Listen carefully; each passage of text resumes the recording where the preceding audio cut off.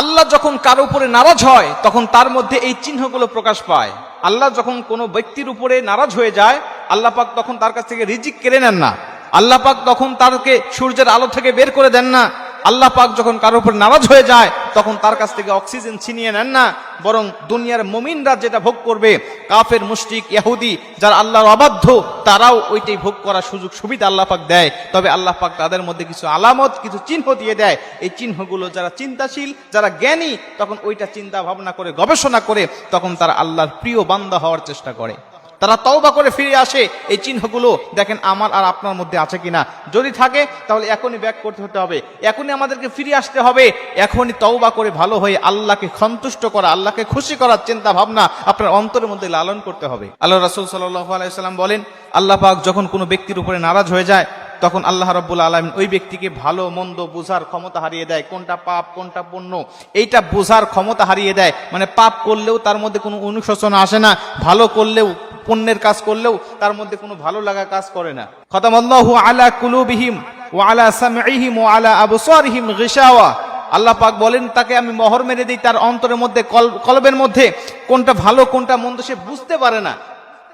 এরপরে আমি আল্লাহ পাক ওয়া আলা সামঈহিম, তার বোধ শক্তির উপরে, তার শ্রবণ শক্তির উপরে আমি আল্লাহ পাক কি করি, মোহর মেরে দেই।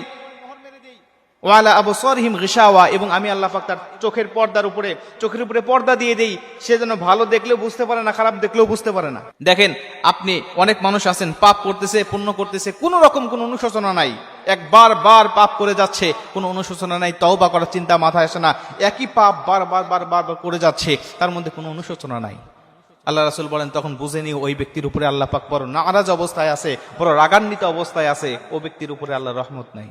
মুসলমান ভাইরা রে আমার, শুধুমাত্র তাই নয়, 2 নম্বরে আল্লাহ নবী বলে দিয়েছেন, যখন কোনো ব্যক্তির উপরে আল্লাহ নারাজ হয় তখন 2য় নম্বর লক্ষণ তোমরা দেখতে পারবে, ওই ব্যক্তির ইবাদতের স্বাদ নষ্ট হয়ে যাবে।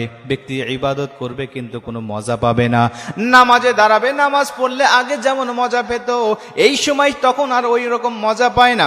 নামাজ, রোজা, হজ, যাকাত, যত ইবাদত বন্দিগি সে করবে, নামাজের মধ্যে, ইবাদতের মধ্যে আগে আলাদা একটা মজা পাইতো, এখন ওই মজাটা আল্লাহ পাক তার কাছ থেকে ছিনিয়ে নিয়েছে।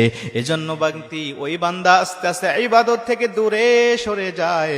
অনেক মানুষ আগে 5 ওয়াক্ত নামাজ পড়তো, এখন নামাজটা ছেড়ে দিচ্ছে।